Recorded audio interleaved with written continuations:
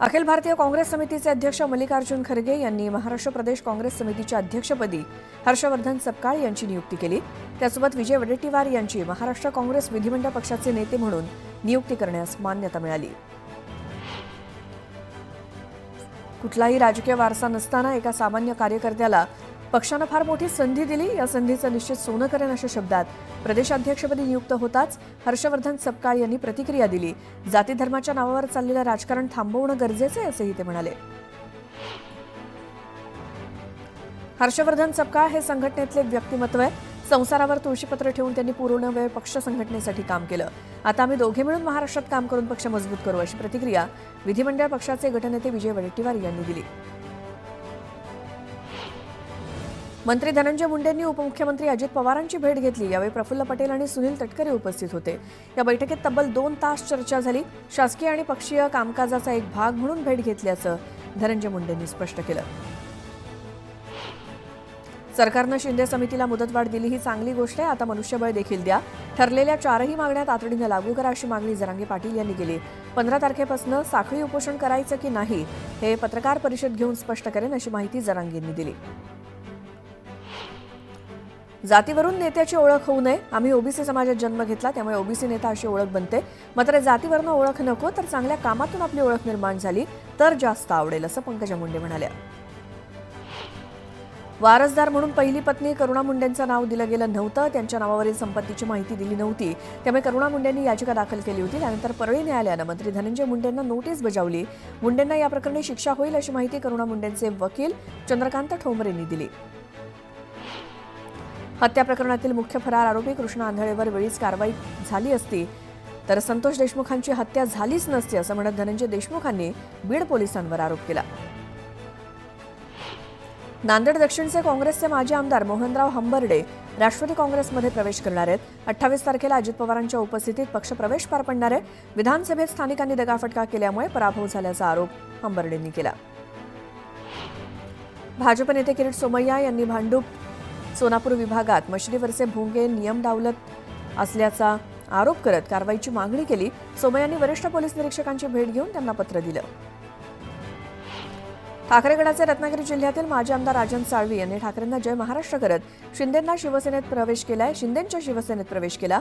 उपमुख्यमंत्री एकनाथ शिंदे यांच्या उपस्थितीत ठाण्यात जाहीररित्या पक्षप्रवेश पार पडला आणि यावेळी उदय आणि किरण सामंतांनी हजेरी लावली। राजन साळवी यांच्यासह त्यांच्या शेकडो कार्यकर्त्यांनी शिवसेनेत प्रवेश केला। उद्धव ठाकरेंची साथ सोडून साळवींच्या समर्थकांनी एकनाथ शिंदेंची साथ दिली, त्यामुळे कोकणात उद्धव ठाकरेंना मोठा धक्का बसलाय। माझ्यामुळे राजन साळवींचा पराभव झाला, याचा अर्थ ते त्या मतदारसंघात निवडणूक लढण्यास पात्र नव्हते। हा पराभव माझ्यामुळे झाला की कर्मामुळे याचा विचार त्यांनी करावा असा सल्ला विनायक राऊतांनी दिला। तुमच्या कुटुंबातील एक लहान भाऊ मागे राहिला होता, त्याला सोबत घ्या असं भावनिक आवाहन करत राजन साळवींनी शिवसेनेत प्रवेश केला। तर शिंदेंमध्ये दैवी शक्ती असं म्हणत राजन साळवींनी शिंदेंचं कौतुक केलं। 3 वर्ष कुठेतरी वेगळ्या पक्षात होतात, आता पुन्हा तुमच्या हाती धनुष्यबाण आलंय। आम्ही दोघं भाऊ तुमच्या सोबत आहोत। संपूर्ण रत्नागिरी जिल्हा शिवसेनामय करू अशी प्रतिक्रिया मंत्री उदय सामंत यांनी दिली। राजन साळवींचा पक्षप्रवेश हा उद्धव ठाकरेंचा राजकीयदृष्ट्या कानफटात बसल्यासारखं आहे असा घणाघात रामदास कदम यांनी केलाय। साळवींप्रमाणेच आणखी मोठी लिस्ट आहे, त्यांचाही लवकरच प्रवेश होईल असा दावा कदमांनी केला। जशी वागणूक तशी फळं, संजय राऊत ठाकरेंची शिवसेना संपवत आहे तशी टीका भरत गोगावलेंनी केली। तर एकनाथ शिंदेंनी चांगलं काम केल्यामुळे त्यांचा सत्कार केला, पण बाकीचे खूपच दुःखी झालेत असं म्हणत गोगावलेंनी ठाकरे गटाला डिवचलंय। एवढे 40 आमदार गेले तेव्हा धक्का बसला नाही, मग आता माजी आमदार गेल्यावर काय धक्का बसणार अशा शब्दात अंबादास दानवेंनी राजन साळवींच्या शिवसेना प्रवेशाबाबत प्रतिक्रिया दिली। ते एक चांगले शिवसैनिक होते, असं शस्त्र खाली ठेवणं शिवसैनिकाला शोभत नाही अशी टीका दानवेंनी केली। काही लोक स्वतःच्या स्वार्थासाठी सत्ताधारी पक्षाकडे जात आहेत अशी टीका विनायक राऊत यांनी राजन साळवींवर केली। ज्यांच्या विरोधात लढले त्यात सामंतांच्या हाताखाली काम करण्याची नामुष्की साळवींवर आली आहे असा टोला राऊतांनी लगावला। राजन साळवींनी काहीच मागितलेलं नाही। साळवींना एकनाथ शिंदे वाऱ्यावर सोडणार नाहीत, उलट साळवींच्या येण्यानं शिवसेनेची ताकद आणखी वाढणार अशी प्रतिक्रिया उदय सामंत यांनी दिली। एकनाथ शिंदेंचे खूप हाल होतील। जो दुसऱ्याला फसवतो त्याला एक दिवस कुणी ना कुणी फसवतच, जो दुसऱ्याचा घात करतो त्याचाही एक दिवस घात होतोच असा घणाघात आमदार नितीन देशमुख यांनी केलाय।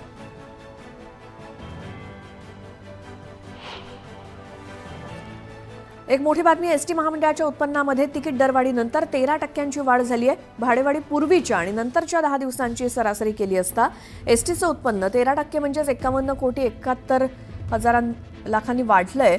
तर या कालावधीत प्रवासी संख्येत सुद्धा 6,62,000 वाढ झाली आहे. एसटी महामंडळानं 25 जानेवारीपासून तिकीट दरात 14.95% वाढ लागू केली आणि ही भाडेवाढ लागू होण्यापूर्वी महामंडळाला 10 ते 24 जानेवारी या 15 दिवसात 336,48,00,000 रुपये इतकं उत्पन्न मिळालं. तर भाडेवाढीनंतरच्या 15 दिवसात म्हणजेच 25 जानेवारी ते 8 फेब्रुवारीपर्यंत 388,19,00,000 रुपये इतकं उत्पन्न मिळालं.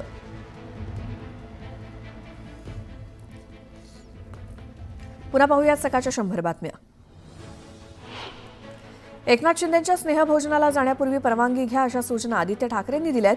आदित्य ठाकरेंच्या या सूचनेनंतर ठाकरे गटाच्या खासदारांमध्ये नाराजी पसरली आहे.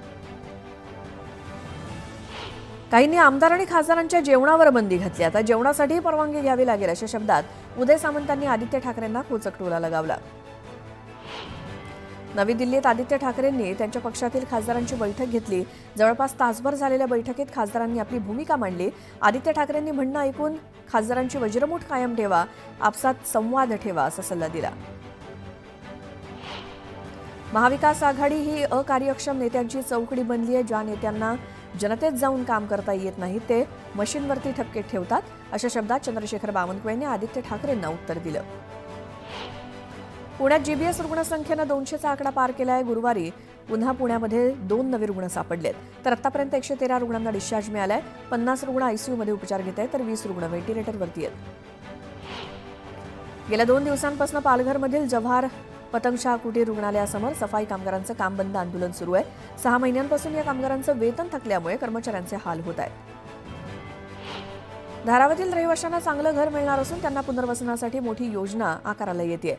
धारावी पुनर्विकास प्रकल्पाअंतर्गत बुधवारी धारावीतील तब्बल 50,000हून अधिक घरांचं प्रत्यक्ष घरी जाऊन सर्वेक्षण पूर्ण करण्याचा महत्त्वाचा टप्पा पूर्ण झालाय. मुंबईतील झोपडपट्टी पुनर्वसन प्राधिकरणाच्या इतिहासातील आतापर्यंतचे हे सर्वात मोठं सर्वेक्षणाचं काम पूर्ण झालंय.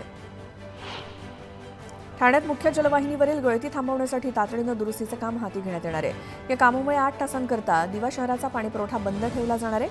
या बंदनंतर पुढील 1 ते 2 दिवस कमी दाबानं पाणीपुरवठा होणार असल्यामुळे नागरिकांना पाणी टंचाईच्या समस्येला सामोरं जावं लागण्याची शक्यता आहे.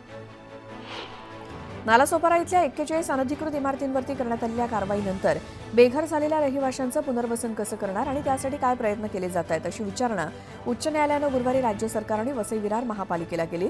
त्याबाबतचं प्रतिज्ञापत्र 3 आठवड्यात म्हणजे 6 मार्चपर्यंत सादर करण्याचे आदेश दिले. त्यामुळे बेघर झालेल्या रहिवाशांना मोठा दिलासा मिळाला आहे.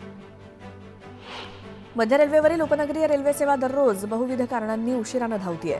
प्रवाशांच्या विलंबाच्या तक्रारीवरती मध्य रेल्वेकडून समांतर रस्ता फाटकामुळे लोकल सेवा उशिरानं धावत असल्याचं सांगितलं जात आहे. चालू आर्थिक वर्षामध्ये जानेवारी 2025 पर्यंत मध्य रेल्वेवर रेल्वे फाटकामुळे सुमारे 2,500 वेळा लोकलचं वेळापत्रक कोलमडलंय.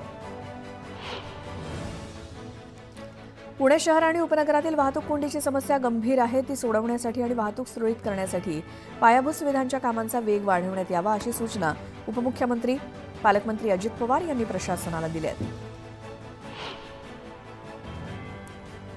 रेल्वेमध्ये हजारो पदांसाठी भरती प्रक्रिया सुरू झाली आहे. रेल्वेनं गट डीच्या 32,438 पदांसाठी भरतीसाठी अर्ज मागवले असून ज्याची अंतिम तारीख 22 फेब्रुवारी 2025 आहे. नोकरीसाठी इच्छुक असलेले उमेदवार आरआरबीच्या अधिकृत वेबसाईटला भेट देऊन अर्ज करू शकतात. कोणत्याही परिस्थितीत बेकायदेशीर बांधकामं खपवून घेतली जाणार नाहीत असं स्पष्ट करत हायकोर्टानं कल्याण डोंबिवली महापालिकेला थेट आदेश दिलेत. हायकोर्टाच्या या निर्देशामुळे 65 इमारतींवरती हातोडा चालवण्याचा पालिकेचा मार्ग मोकळा झालाय. अंबरनाथला म्हाडाच्या वतीनं 2 गृहप्रकल्प उभारण्यात येणार आहेत. सर्वेक्षणात सहभागी होण्यासाठी संकेतस्थळ जाहीर केल्यामुळे म्हाडानं नागरिकांना 28 फेब्रुवारीपर्यंत सर्वेक्षणात सहभागी होण्याचं आवाहन केलं. वाहन चालक आणि प्रवाशांच्या सुरक्षेसाठी राष्ट्रीय महामार्ग प्राधिकरणाकडून सुमारे 600 कोटी रुपये खर्च केल्यानंतरही मुंबई अहमदाबाद महामार्ग मृत्यूचा मार्ग ठरू लागलाय. त्यामुळे महामार्गावर दुचाकीस्वार तसंच वाहन चालकांच्या सुरक्षेचा गंभीर प्रश्न निर्माण झालाय. सिडकोच्या माझं पसंतीचं सिडकोचं घर गृहनिर्माण योजनेची संगणकीय सोडत उद्या तळोजामध्ये पार पडणारे या सोडतीचं थेट प्रक्षेपण सिडकोच्या संकेतस्थळावरून केलं जाईल. सिडकोतर्फे 12 ऑक्टोबर 2024 रोजी माझं पसंतीचं सिडकोचं घर गृहनिर्माण योजनेचा प्रारंभ करण्यात आला होता. प्लास्टर ऑफ पॅरिसच्या मूर्ती बनवण्यावरती उच्च न्यायालयानं बंदी घातली. त्यानुसार पुणे महापालिकेचे अतिरिक्त आयुक्त पृथ्वीराज बीपी यांनी सुधारित नियमावली जाहीर केली. त्यामध्ये पीओपीच्या मूर्ती बनवणं किंवा विसर्जन करण्यावरती बंदी घालण्यात आली. पुणे आणि पिंपरी चिंचवड शहरातील सार्वजनिक वाहतूक व्यवस्था सुधारण्यासाठी 1000 बसेस पुणे महानगर परिवहन महामंडळाच्या ताफ्यात येणार आहेत. पुणे महानगर प्रदेश विकास प्राधिकरणाकडून 500 बसेस घेण्याचा निर्णय बुधवारी घेण्यात आला. पुणे महानगर क्षेत्र विकास प्राधिकरणातर्फे कात्रज ते येरवडाचा बोगदा तयार केला जाणार आहे. या कामासाठी प्रति किलोमीटर 400 कोटी रुपयांचा खर्च येणार आहे. दक्षिण ते उत्तर या भागाला जोडण्यासाठी वाहतुकीचे पर्यायी मार्ग उपलब्ध व्हावे यासाठी हा बोगदा तयार केला जाणार आहे. बालकांचा मोफत आणि सक्तीच्या शिक्षणाचा अधिकार अधिनियमानुसार खासगी शाळांमधील 25% राखीव जागांवरील प्रवेशाची निवड यादी जाहीर करण्यात येणार आहे.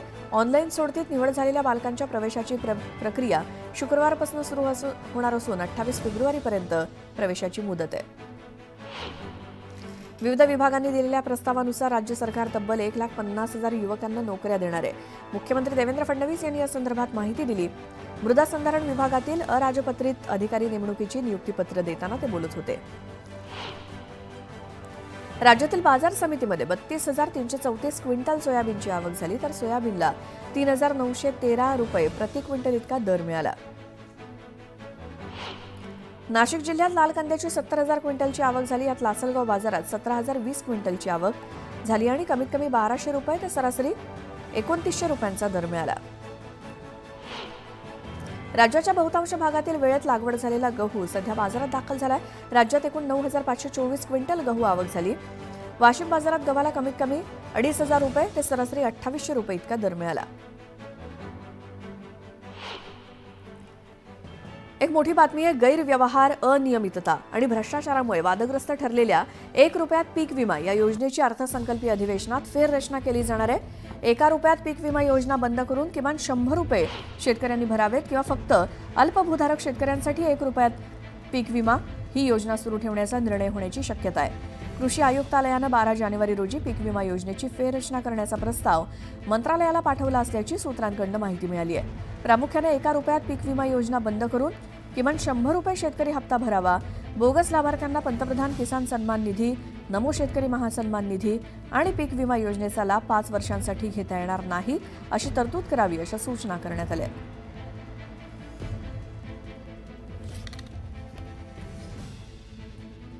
पुन्हा पाहूया सकाळच्या बातम्या. ईदच्या दिवशी यंदा सर्व बँका सुरू राहणार आहेत. दरवर्षी रमजान ईदच्या दिवशी देशभरातील सर्व बँकांना सार्वजनिक सुट्टी असते. मात्र यंदा ईद 31 मार्च रोजी आली आहे. त्यामुळे आर्थिक व्यवहारातील गोंधळ टाळण्यासाठी आणि आर्थिक वर्ष 2024-25 मधील सर्व नोंदी पूर्णत्वास नेण्यासाठी या दिवशी 31 मार्चला बँका सुरू ठेवण्याचे निर्देश आरबीआयने दिलेत. लाडकी बहीण योजनेमुळे राज्याच्या तिजोरीत खडखडाट निर्माण झालाय. राज्याच्या तिजोरीत पैसे नसल्यामुळे आता राज्य सरकारनं आपल्या खर्चात कपात केली आहे. राज्य सरकार 2024-25 या आर्थिक वर्षातील अर्थसंकल्पातील 100% निधी वापरणार नसल्याचं समोर आलंय. राज्य सरकारनं विविध विभागातील विविध खर्चावरती कात्री लावली आहे. नवं आयकर विधेयक अखेर गुरुवारी लोकसभेत सादर झाले. या विधेयकाने नोकरदारांना मोठा दिलासा देण्यात आलाय. कायद्यातील जुन्या आणि अनावश्यक तरतुदी काढून टाकण्यात आल्या आहेत. तसंच खटले कमी करण्यावरती आणि कर प्रकरणांचे लवकरात लवकर निराकरण करण्यावरती भर दिला जाणार आहे.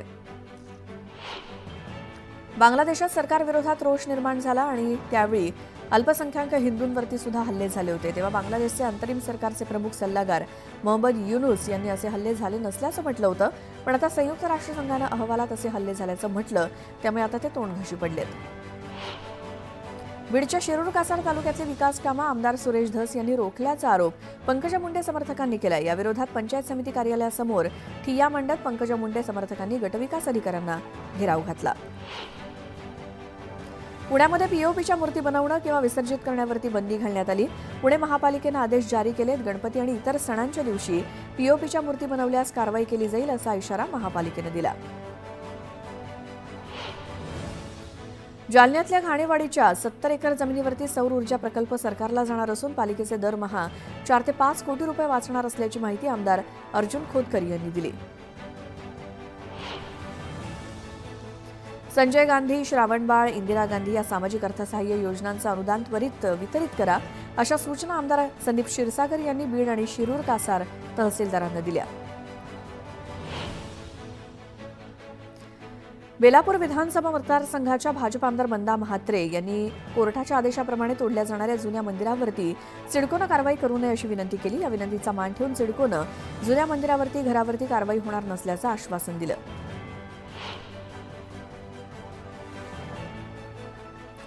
नंदुरबार जिल्ह्यातल्या डोकारे आदिवासी सहकारी साखर कारखान्यात 26 नोव्हेंबर रोजी संचालक मंडळ बरखास्त करून साखर आयुक्तांकडून प्रशासक मंडळाची नियुक्ती केली होती. या निर्णयाला स्थगिती देण्यात आली असून पुन्हा संचालक मंडळ स्थापन करण्यात आले.